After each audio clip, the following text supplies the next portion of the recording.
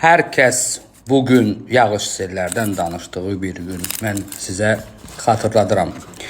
Birinci zəlzələdən təzədən xəbərdarlıq edirəm. Özünüzü qorumaq üçün nələrsə düşünürsünüzmü? Bilsəydim, kəşk mən bu hündür evləri satardım, sürüşən binalar olan yerdən, köhnə tikintilər olan yerdən keçərdim dərsiniz.